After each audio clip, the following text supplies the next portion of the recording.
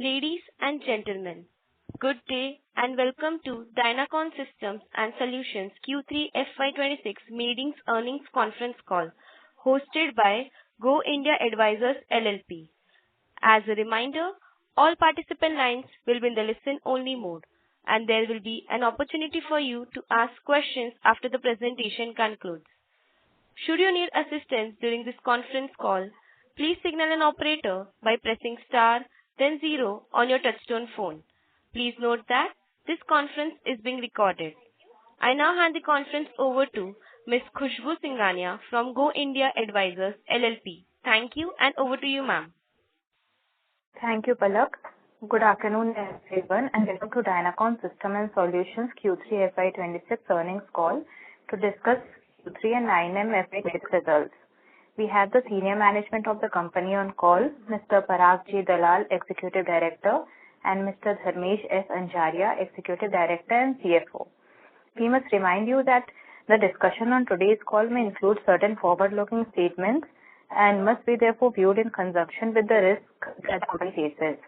May I now request Mr. Parag Dalal to take us through the company's business outlook and financial highlights, subsequent to which we can open the floor for Q&A. Thank you, and over to you, sir. Thank you, Khushbu. Good afternoon, everyone, and thank you for joining us today. Welcome to our first ever earning call. We look forward to engaging with you regularly going forward. Dynacons continues to strengthen its position as a leading India-focused IT system integrator and managed services provider, delivering end-to-end solutions across data center and cloud infrastructure, cybersecurity, networking, digital workplace, and managed services. Our integrated platform and deep vendor partnerships enable us to design, deploy, secure, and manage mission-critical IT environments for BFSI, public sector, and enterprise clients across India. During the quarter, the company delivered steady execution across infrastructure transformation, managed services, and enterprise IT modernization.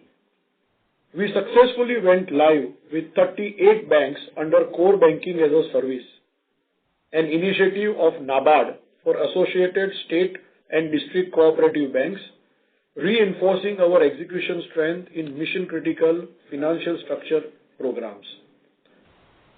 We secured several high-value projects across BFSI and public sector, including the enterprise application platform deployment for RBI, a 250 crore order approximately, a digital workplace solution for LIC.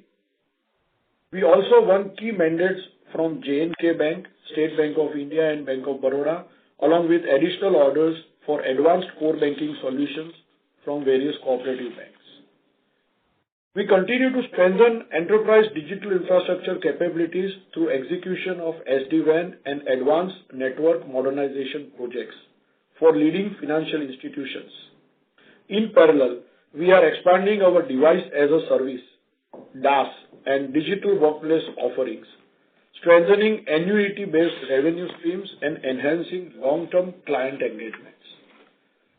From an industry recognition standpoint, Dynacons was awarded by Lenovo a 362 scale DaaS Growth Partner of the Year for Asia Pacific, recognized as HPE Solution Provider of the Year 2025 and HPE Partner of the Year, and honored as System Integration Partner of the Year by Versa Networks. We were also featured among India's leading ESG entities 2025 by Dun & Bradstreet, reflecting our commitment to governance and sustainable growth. Demand remains strong across our core offerings, led by data center modernization, cloud adoption, cybersecurity initiatives, and digital workplace transformations. Data center and cloud solutions continue to be our primary growth engine, supported by AI workloads, automation, and data localization requirements, which are accelerating enterprise investment in modern IT infrastructure. Looking ahead, we expect growth to be supported by increasing enterprise investments in AI-ready data centers and cloud, heightened focus on cybersecurity, compliance and resilience, and ongoing digital transformation across BFSI, and public sector enterprises. With strong execution capabilities, a nationwide delivery footprint, and continued investments in AI-ready infrastructure and cybersecurity capabilities, we believe Dynacons is well positioned to benefit from India's accelerating digital transformation and IT spending growth. I would like to now hand over the call to Mr. Dharmesh Anjaria to discuss the financial performance and further proceedings. Thank you, Parag, and good afternoon, everybody. Dynacons delivered a steady performance in Q3 and 9 months financial year 2026, supported by disciplined execution and an improving solutions mix. For Q3 FY26, revenue from operations stood at 341 crores, reflecting a 10% year-on-year growth. EBITDA grew 49% year-on-year to 41 crores, and EBITDA margins improved to 11.9%. Profit after tax for the quarter stood at 23 crores, up 27% year-on-year. For the 9-month period, revenues reached 1,022 crores, with EBITDA increased to rupees 110 crores and margins improving to 10.7% EBITDA margins. Net profit stood at 66 crores, representing a 21% year-on-year growth. Our margin improvement reflects operating leverage, higher contribution from our solutions and services, and a growing share of value-added offerings. Data center and cloud infrastructure projects, along with recurring managed services and as-a-service engagements, continue to support profitability and improve revenue quality.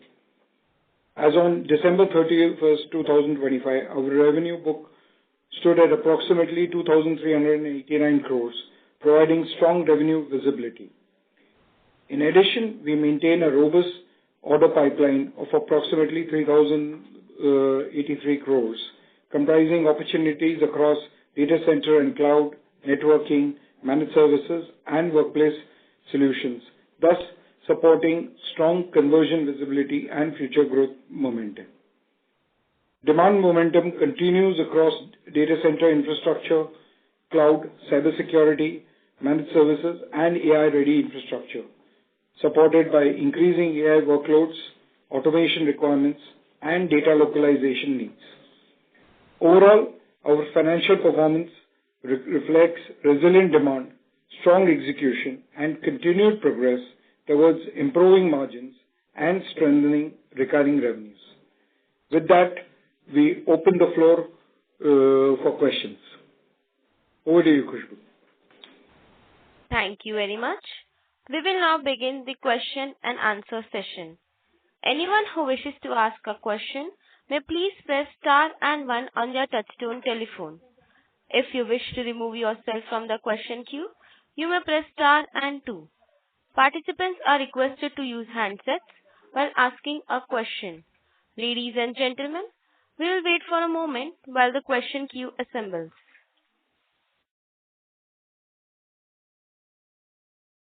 The first question is from the line of Madhur Rathi from Counter Cyclical Investments. Please go ahead. Sir, thank you for the opportunity. Sir, if you could just help us understand what is the margin profile of the cloud and data center, the managed services, and the digital offerings that we provide for all these segments?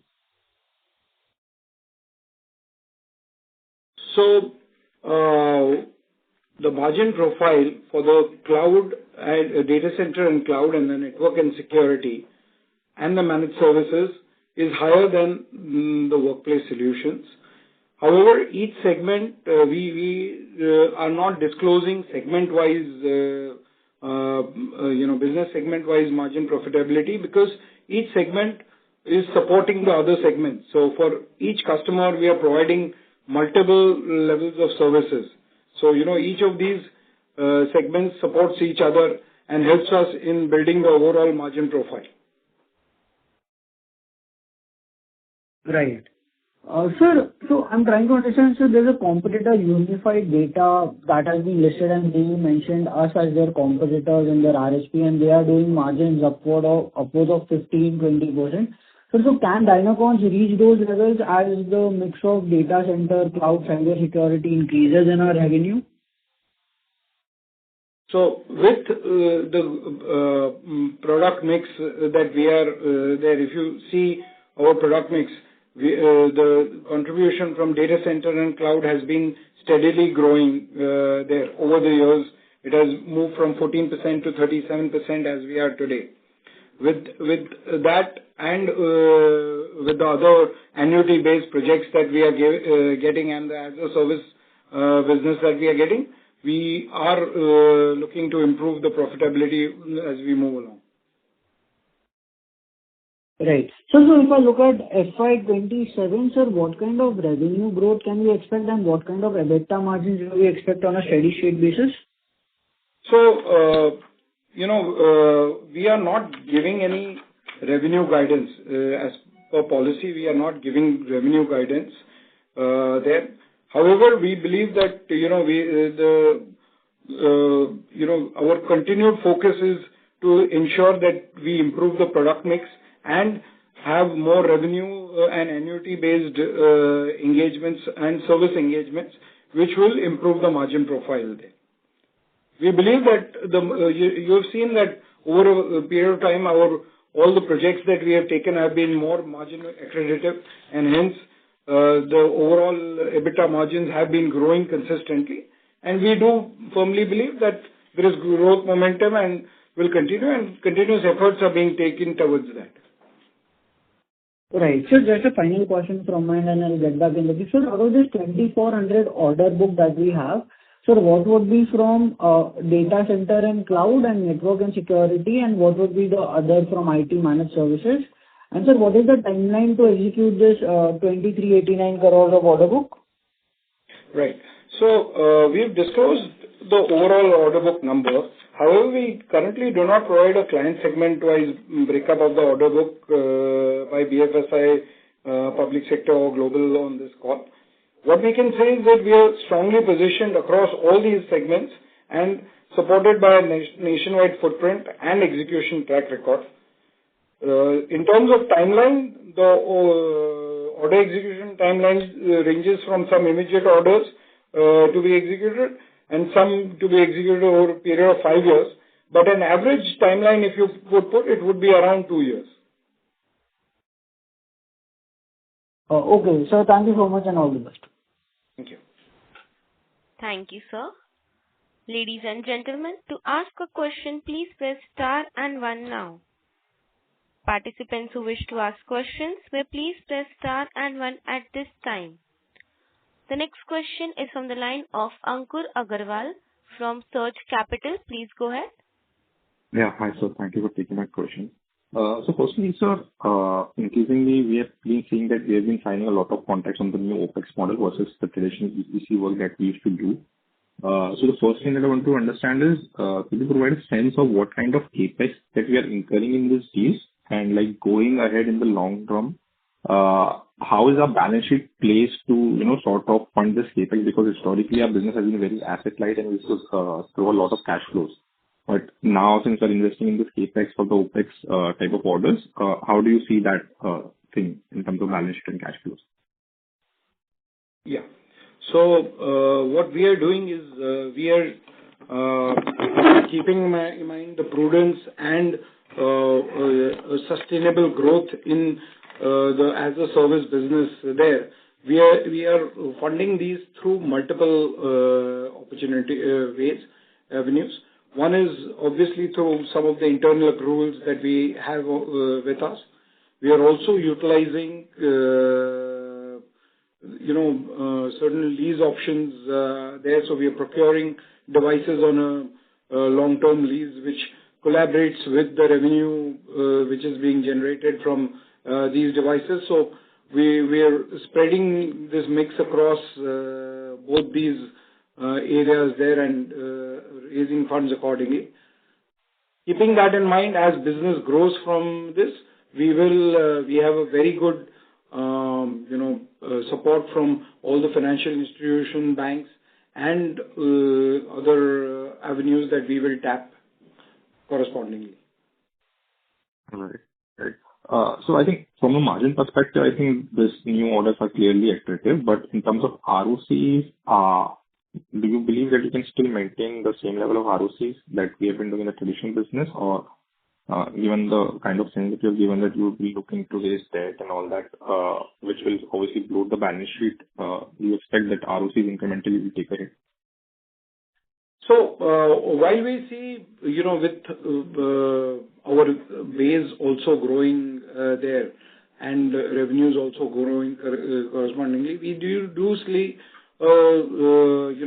this keeping steady for a period of time there. And then we will definitely look at the various alternatives and ensure that we don't, the return on capital employed continues to be in a steady state and does not drop significantly. That we are evaluating options accordingly only. Right.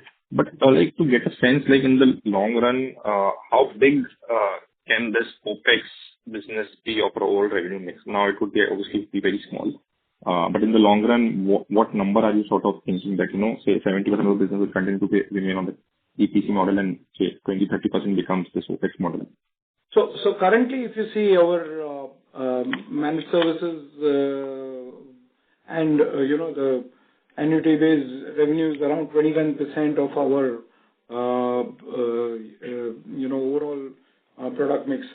We expect this to grow very significantly there over a period of time, because as we see, we've already got orders from BHEL, J&K Bank, the NABARD for core banking as a service. So as these orders start,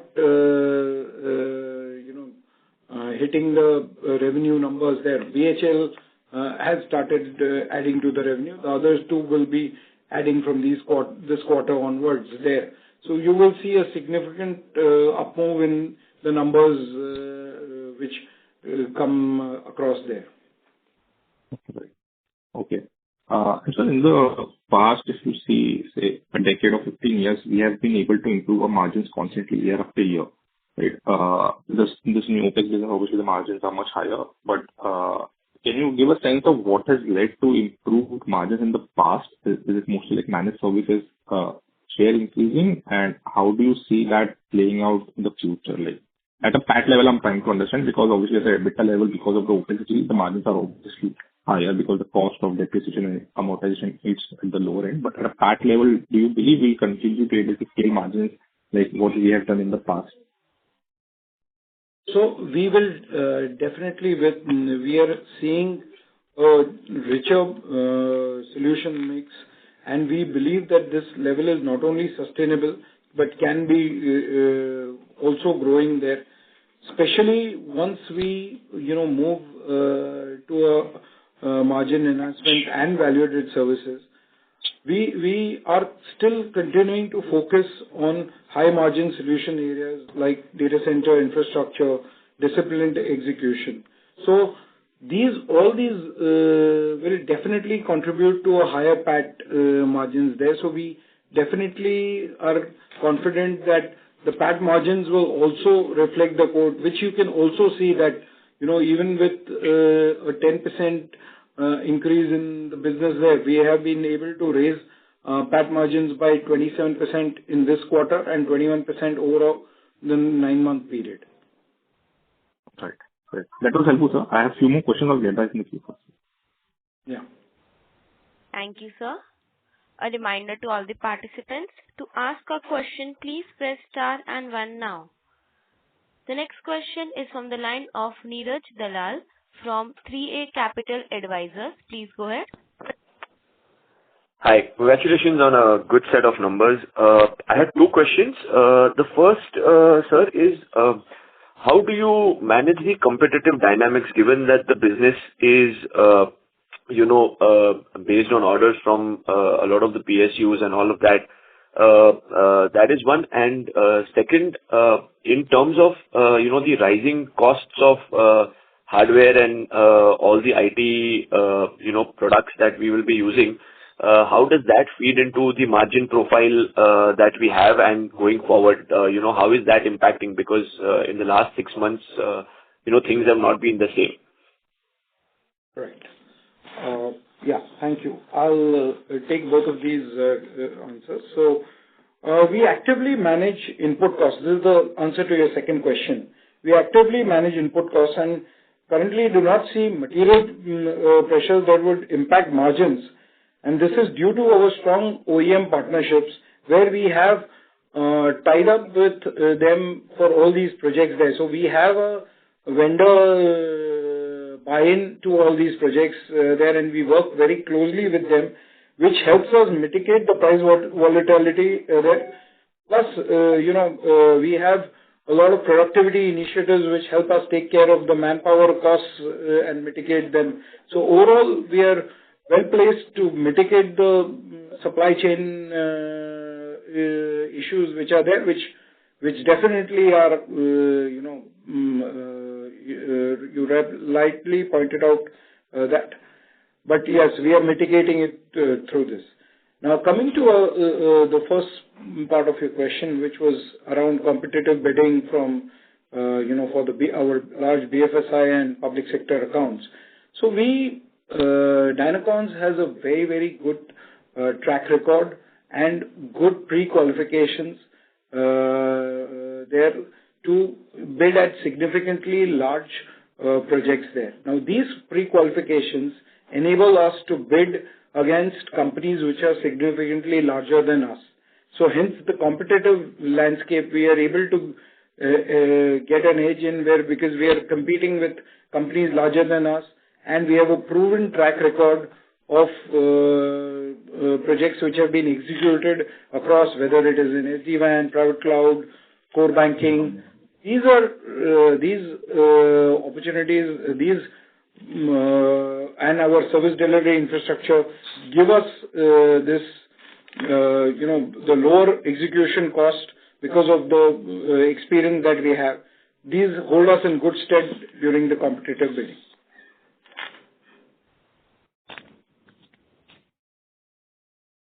Thank you, sir. I'll get back in the queue. Yeah. Thank you, sir. Ladies and gentlemen, to ask a question, please press star and 1 now.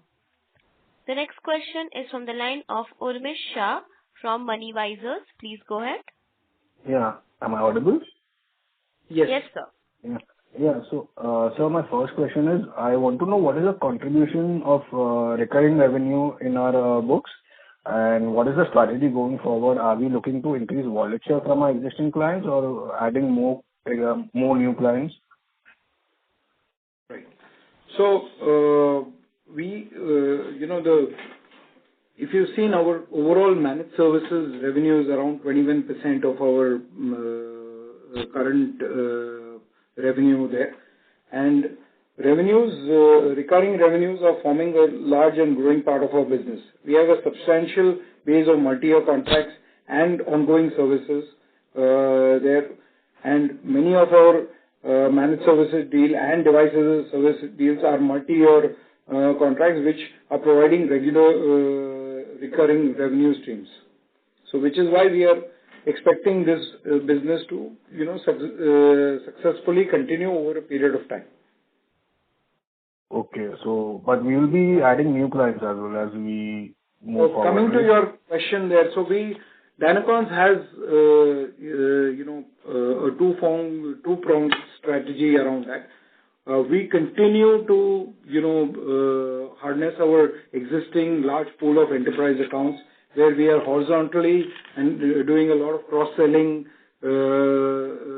opportunities there. So while we may enter in through a workplace solutions or a managed services opportunity in one of the accounts, but then we are able to cross-sell and upsell there and offer a lot of other solutions to customers there, which gives us a lot of stickiness with the customers there because we are able to work across multiple solution profiles with them.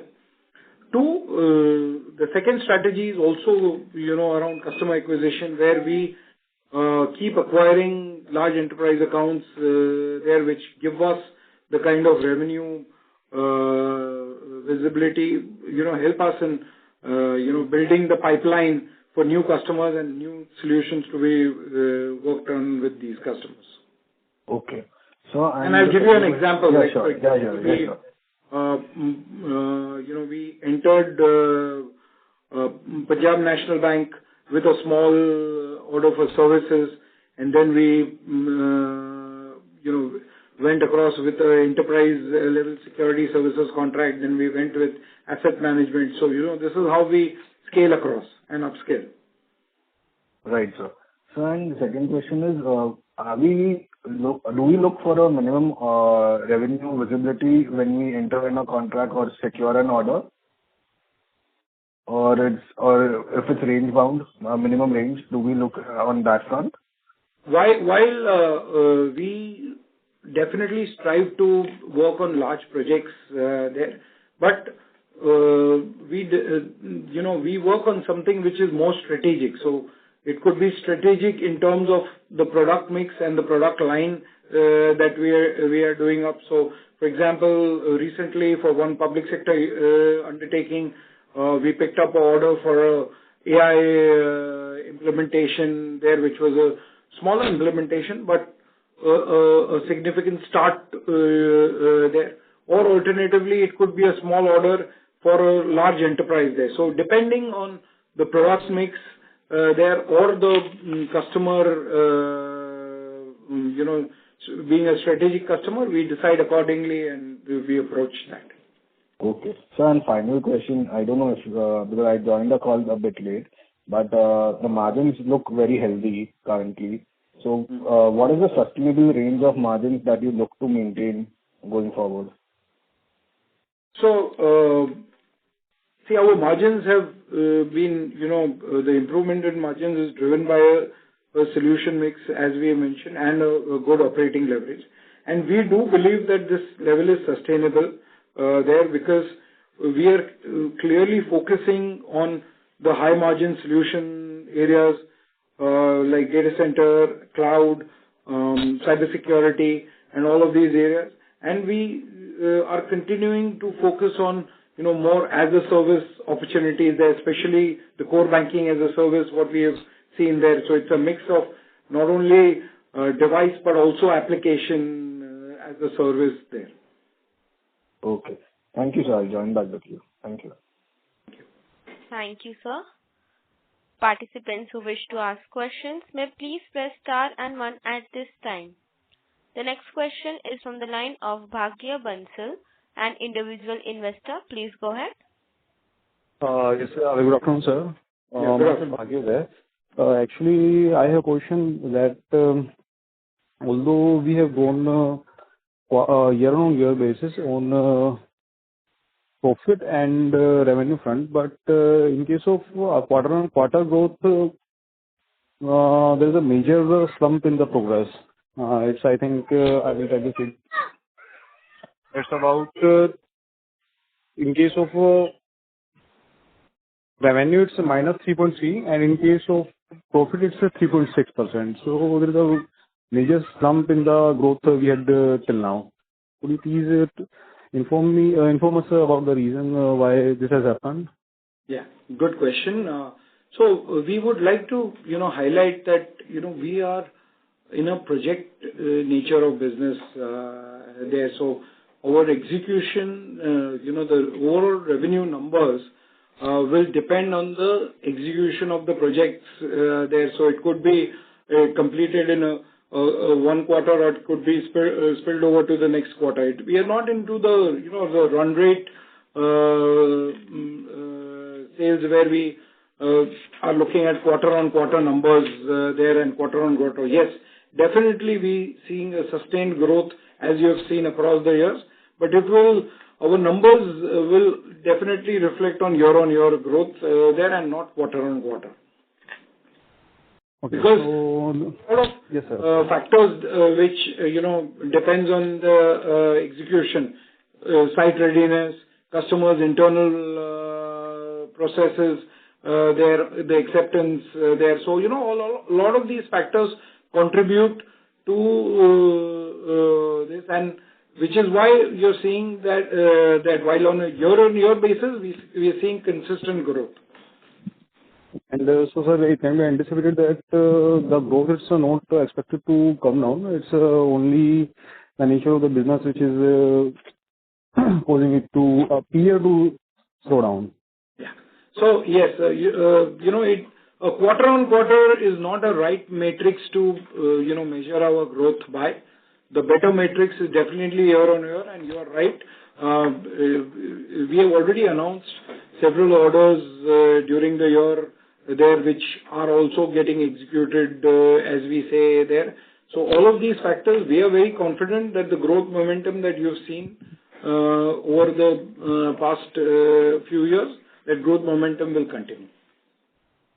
And sir, there's one more question that since we see that there is a certain chunk of revenue which Dynacons group gains through, and that's a SaaS, software as a service. And now we can see that Anthropic as a company has released certain tools which are anticipated to cause large harm to anybody who provide SaaS services. So what's the outlook of Dynacons about it, and what do you think that how you are thinking how you will meet this challenge?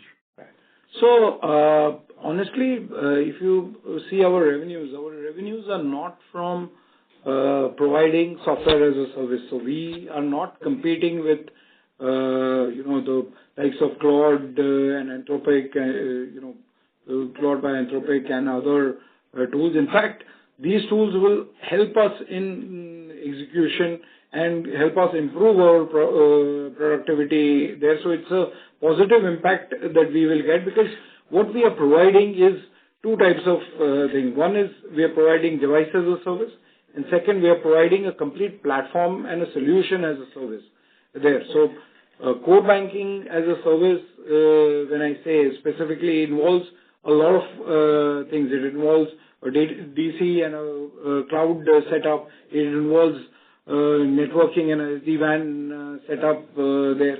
It also involves application there. It also involves services there. It involves certain devices, infrastructure as a service. So, which is why we are not, and also cybersecurity. So, which is why we will be using these tools, and these tools will help us improve our productivity in providing these solutions. Okay, thank you, sir. And I have just some questions, and that's and you told us, sir, that there is a order book of about 2,500 crores which is pending. So how much of it is already completed, or if this complete figure is pending for execution? So this is the pending order book as on 31st December. Okay, and sir, any idea what's the revenue growth anticipated in the next 3 to 5 years? So as we mentioned, as a company policy, we do not give any guidance on the growth there. However, our past track record and the sustained projects that we have there give us good momentum and visibility. Okay, and sir, and it's anticipated that Dynacons is majorly into government contracts. So, is there any plan to expand further, catering to other segments as well? Well, actually, I would like to correct that there. If you see, 37% of our revenues, nearly 35% of our revenues come from global customers. So we have a suite of all the large global accounts there, the likes of Facebook, Uber, and Amazon, S&P, Google. All of these are our customers there, S&P, Gartner. So, all of these are our customers there, and they are contributing nearly 35% of revenues to us, number one. Number two, our biggest segment is BFSI there. So BFSI is also one of our biggest segments there, and so it's not only public sector that we are working on there. ICICI Bank is one of our largest customers also. Okay. Okay, sir. And Sorry to interrupt, okay. Bhagya sir. May we request that you come back to follow-up question for in question queue? Okay. Okay, ma'am. Sure, ma'am. Sure. Yes, sir. Thank you, sir. Participants who wish to ask questions may please press star and one at this time. The next question is from the line of Madhur Rathi from Counter Cyclical Investments. Please go ahead. So thank you for the opportunity once again. Sir, I wanted to understand in this scenario where laptop prices are increasing, server prices are increasing, and our order book is 2 years out that is to be executed over 2 years. Sir, so do we have any price pass-through clause where these raw material or the equipment prices are passed on to the end consumers?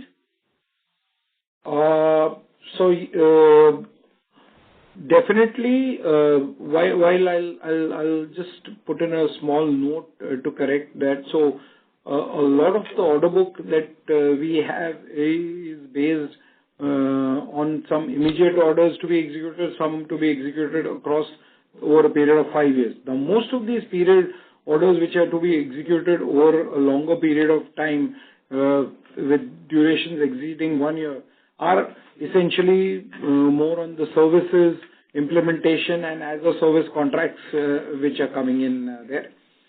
Coming to the orders which we need to execute, yes, definitely, like you rightly mentioned, prices, the entire supply chain globally has been very severely hit due to the entire demand which all these AI factories have created.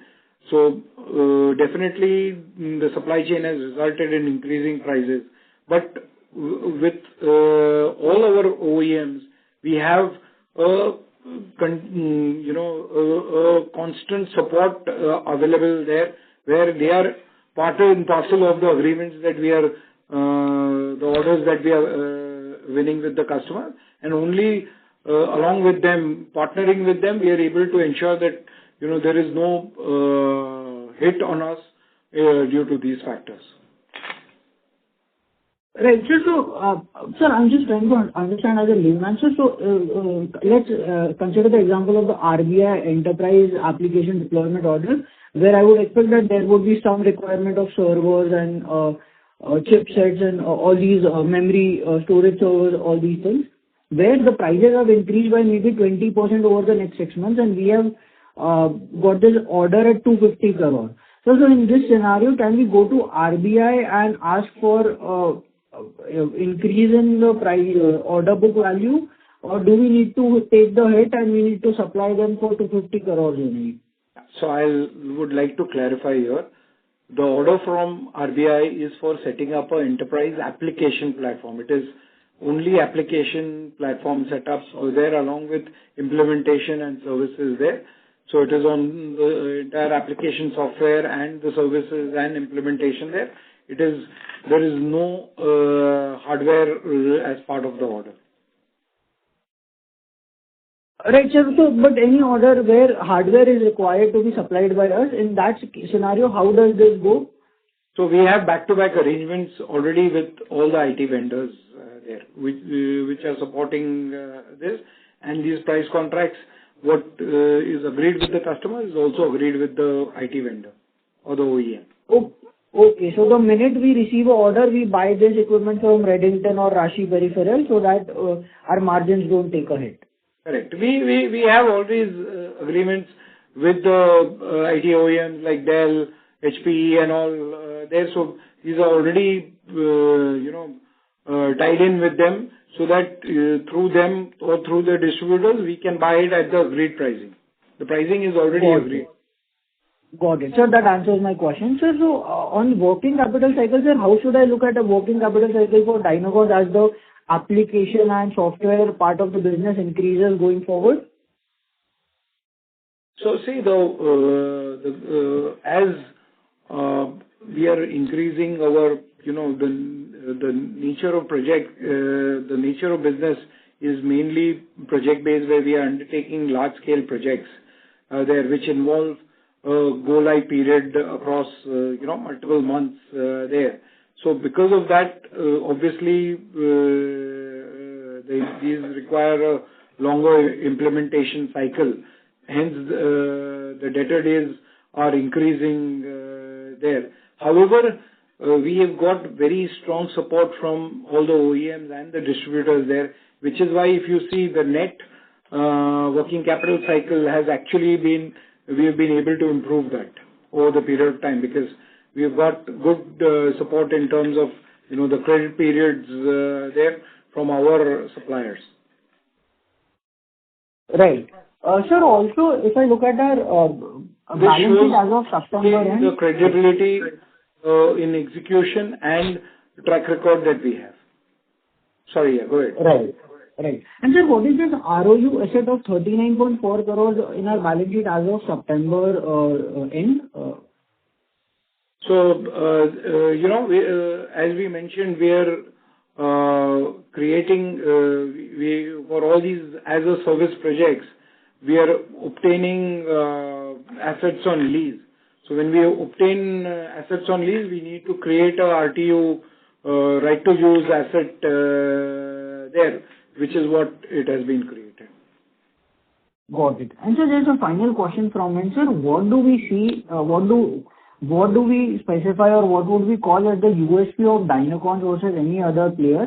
And sir, we see a lot of CapEx happening in the data center and cloud side. So what exactly do we provide in this ecosystem? And sir, suppose for a big data center like a Yota or Nextra, are we suppliers to them as well, or how Dynacons sits in this ecosystem? If you could just help us understand. So, when I would say why Dynacons, or what is the USP of Dynacons, we have a very, we have a nationwide presence. We have significant, deep technology, experience and skill sets to, run several mission critical and nationwide IT deployments there. We have done several private cloud rollouts. We have done several nationwide rollouts, multiple core banking and as a service and data center augmentation projects, IT lifecycle management projects. So we have a very proven track record there. We have a nationwide delivery experience. We have strong partnerships with all these majors. And given our experience of 30 years, we have very, very good qualifications. So not only we have good quality qualifications and certifications like CMMI level 5, ISO 20000, ISO 27000, but along with that, we also are possessing all the necessary credentials for bidding in large contracts, and where we are able to compete with companies larger than us. Right. And sir, where do we sit in this data center and cloud offering? How does Dynacons provide service to these big data centers like Yota or Nextra? Yeah. So we are, we are a IT services provider and an IT solutions provider. So we provide all kinds of IT infra setups for all the data centers there, and we manage these IT infra and which are put at the data center over a period of time. So we really sit in between the traditional data center providers and the customers there. So we have our own, we are not only providing customers as a service provider all these solutions there and helping them through this entire journey on cloud there, but we are also providing these services to data centers, although we provide more to customers there, direct customers. So it is, and whatever we supply to the customers is for their own consumption. Right. So is it fair to understand that? Right, I'll get back into it. Yes, sir. Thank you, sir. Ladies and gentlemen, in order to ensure that management is able to address questions from all the participants in the conference call, please limit your question to 3 per participant. The next question is from the line of Binoy Jariwala from Upachaya Investments. Please go ahead. Yes, thank you for the opportunity. Am I audible? Yes. Yes, sir. Oh, great. Sir, quick question on the order book. Just wanted to understand the order book a bit in more detail. So is there any seasonality in the order book in terms of, any particular quarter where you get a lot of orders from the banks, et cetera, or clients? So, erstwhile, there used to be something where, banks and some public sector companies used to have budgets to finish off in a particular quarter of the year there. But now there is nothing like that there. So there is no seasonality or any particular quarter which is heavy. Understood. And sir, as you said, the certain orders which vary from immediate implementation to as long as 5 years, and the average order book is roughly about 2 years. So how do we account for the revenue? Because you'll have a go-live period and then a O&M period. So how do we typically account for revenue in such multi-year contracts? So all revenues till go-live are accounted immediately because they pass along with the product there, which is as per the requirement of the customer there. Any implementation and services till go-live are billed at the time of the service there. So usually the go-live period varies from 6 months to 12 months there, which is what is the period there. And then post that is the O&M phase, the operations and maintenance phase, which gets billed over a period of time, like it could be a quarterly billing over the next 5 years. Understood. And what would be the O&M component within this 2,400 crore order book? So it varies from project to project there. So, for example, this order book contains the DAS project for J&K Bank, which is typically billed over a period of 5 years. So it will be billed over a period of 5 years, every year, quarter on quarter. And there are some project-based, businesses where typically it is around 60% of the project value is usually billed till go live, and the balance is usually O&M. So 60-40, 70-30, depends on that. Depends on project to project. Understood. Sir, in the presentation you mentioned that between 21... Yeah, am I audible now? Yeah, a little louder, please. Yes. Sure. I'm saying between 21 to 25, you've mentioned that your top 10 clients, you've accounted typically for 60% of revenue. So, by the very nature of this business, does it mean that this business is very sticky in nature, and on the flip side, it also means that it's very difficult to onboard new clients? So here I would like to state that, for us, while the top 10 customers give us around 60% of the revenues as mentioned, however, the top 10, the names in the top 10 keep changing. So it could be one particular BFSI customer who's in our top 10 for, say, 3 out of 5 years there, and then it would be in another year, it could be another one. So we have a set of large enterprise accounts across all these 3 segments that is there, BFSI, global, and public sector there. So we have all set of large enterprise accounts through whom while we have stickiness on one hand, we don't have too much of dependency there because we have a larger pool of accounts to work on. And having worked on multiple projects with these customers, that gives us that stickiness also. Understood. So the last Sorry to bit interrupt, was, Binoy sir. do we... Binoy sir, may we request Hello. that you return to the question queue Yeah. for follow-up? Sure, May we I'll do request that. that you... Yes, sir. Thank you, sir. The next question is from the line of Bhavna Jain from Avagrah Capital Advisors LLP. Please go ahead. Yeah, thank you for the opportunity. Sir, my question is on the order book bifurcation. Like, can you provide the sector-wise bifurcation, at least the major part? Like, how much does it come from the BFSI, and how much is from the government, and how much is from the enterprise?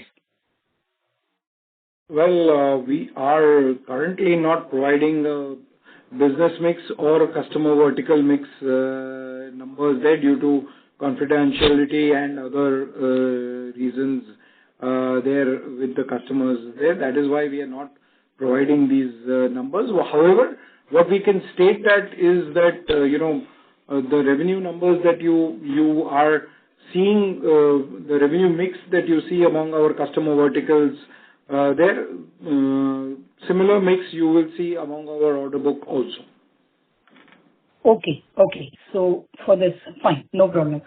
Again, on order book itself, do we have this bifurcation as to how much order book is consists of service contracts and how much is like a one-off IT project or anything like that? Anything like that if you can provide? So, honestly, all our IT projects have a component of services. They're both embedded and ongoing implementation services. So, that way it is, it is difficult to give you this because we don't have any one-off contracts. All our contracts have a services time. So how do we see the completion time of this order book, if you can provide that? So, we've already mentioned there, the timeline of the execution of the order book would start from some immediate orders to some which are over a period of time, over a period of 5 years. With an average, because we have some which are like 3 years, 5 years projects also. But on an average, we see that the timeline is around 2 years there, so you can then accordingly calculate, if you're looking at some revenue numbers, you can make a calculation from that. Then in that case, again, on the order book side, what kind of growth should I anticipate at least for the next 2 to 3 years at least? So as we mentioned earlier in this call, we are not, as a company policy, we do not give any forward-looking numbers there. However, what we can say is that we are making continuous efforts to ensure that the growth momentum, and we have a fairly good track record, as you can see, over the last 7 years there, and we see this growth momentum continuing.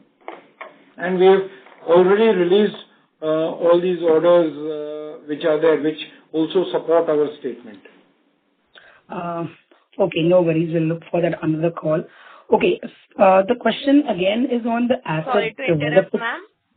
May we request that you return to... These questions were... I just have one question again on the asset side, nothing. So, sir, as I could see that from 2025 onwards, we have a bigger fixed asset number because of the data center business or whatever. So, if I want to calculate the ROA on these assets, because earlier we used to be in the services or IT managed sector. So, can I have any number on that as to what is the expected ROA that can I expect going ahead? And are we planning to do more capex again on that lines because of this data center or cloud infrastructure business? So the recent capex that you've seen is all on account of our as a service business. So we've got a lot of as a service contracts there, which is where you're seeing the capex build up there, and the margin profitability on these is in the same lines there as all these annuity-based contracts or services contracts that we see there. So we definitely see a good margin profile on these customers. As far as return on the capital or return on assets, you will continue to see a similar growth or a stability around those numbers as well. Okay, we'll look forward to the next call for that. No worries. Thank you so much, sir. Thank you. Thank you, ma'am. Ladies and gentlemen, in order to ensure that management is able to address questions from all the participants in the conference call, please limit your question to 2 per participant. The next question is from the line of Ankur Agarwal from Search Capital. Please go ahead. Yeah, hi, sir. Thanks for the opportunity again. So firstly, on, I think from FY25, our balance sheet has started showing large, lease liabilities, receivable and payables. The payable part is understandable that you are buying certain devices on lease, but it is the receivable part would be broadly the revenue that is committed, annual revenue that is committed in this OpEx deals, right? Yes. Okay. And secondly, sir, in the most of the contracts that we win, are these mostly like L1 tenders? Like on the PSU side, it would be L1 tender, but the global customer and private customers, are those also like L1 type of tenders, or how does it? No, these are not L1 tenders. In fact, some of these customers, we have multi-year contracts with them also, so it's not L1 bid always. In fact, even in most BFSI bids, we are seeing a lot of QCBS based bids where there is marks given to technical bid as well as the commercial bid. So it's not always just a L1 bid. Got it. No, that was it. Thank you. Thank you, sir. The next question is from the line of Abhishek Benkar from Genuity Capital. Please go ahead. Yeah, hello. Thank you for the opportunity. So, what is the pipeline from PSU and government digital transformation initiatives, and how much we are dependent, how much our growth is dependent on government spending cycle? So that is my first question. And another one is, what is the roadmap for geographic expansion? As you mentioned, around 35% are revenues from, I guess, overseas clients. So, do we have any target for further geographic expansion? Right. So, coming to your first question, we see a very strong and growing pipeline from public sector due to the entire digital transformation programs. And our pan-India presence and execution capabilities is positioning us well to serve these customers. While, government spending can be cyclical, but we usually mitigate this because we have a very diversified customer base as well as a large solution base where we can, work across a lot of solutions with these customers. And also we have a lot of managed services and, devices as a service solutions with these customers, which enable us to work across there over the period of time. And see, the entire digital transformation is just a journey that they have begun. There is a long way to go even for public sector units there. They have a long way to go there, and we are very confident that this will open a good pipeline for us.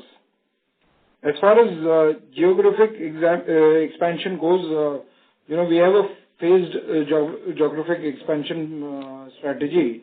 In the near term, we are focusing on India because the India growth story is not only intact but is very, very strong there. So definitely that's our primary goal. Having said that, we also are we will look at APAC, particularly Southeast Asia, as our next growth there, because we see a strong demand for IT infrastructure and services there.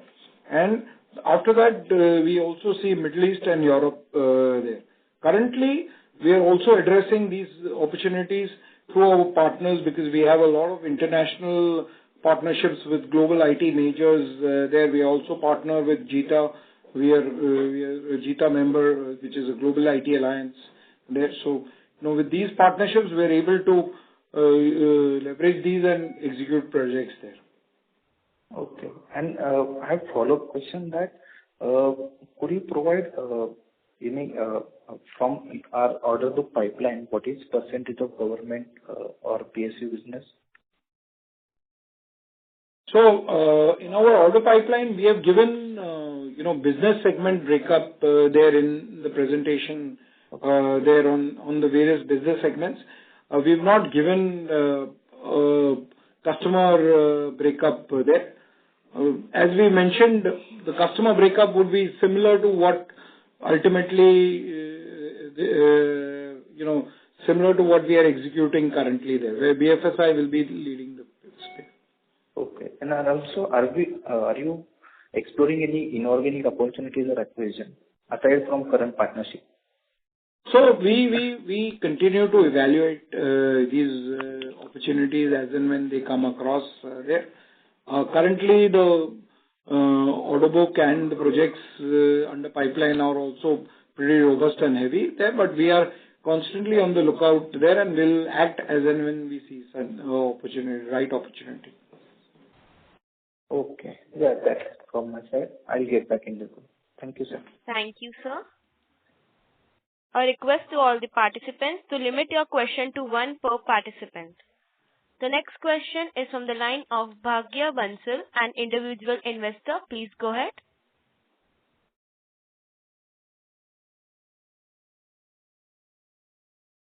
Mr. Bhagya, your line has been unmuted. Please go ahead. Yes, sir. Am I audible? Hello. Yes, sir. So I was saying that just today I saw that your company has a partner with Cygenic. So what kind of impact you see on your revenues or on the profit growth? I mean, what kind of role this company will play? So this partnership that we have done is going to help us enhance our cybersecurity solution portfolio and build specific AI-ready cybersecurity services there and offer the same to our customers there. So we definitely see a very strong because today AI is not only playing a role in helping customers, but it is also helping there are growing concerns there because there are a lot of security attacks which are AI driven now. So, AI for security and security for AI. Those are really both opportunities. We definitely need AI for security. And definitely we need to secure the AI. Okay. And it's a follow-up question. Actually, in the statement it's mentioned that we are planning to go to certain other countries as well. So how this company will help Dynacons to venture out into these countries like Middle East or such countries? So Dynacons will leverage its own partnership presence, as well as its presence to partners, as we have recently mentioned on the call there, to address the opportunities there. What this company will do is help us in providing the platform for providing AI solutions on cybersecurity. And is there any plan to venture out into other government contracts in the near future, maybe in a month or 1 year down the line? So it will go across a variety of contracts. It will not for any one contract or two contracts, but it will go. It will be a holistic addition to the entire cybersecurity portfolio. Okay. And so just one question. Just one question. Sir, what's Dynacons? What's the You're breaking up.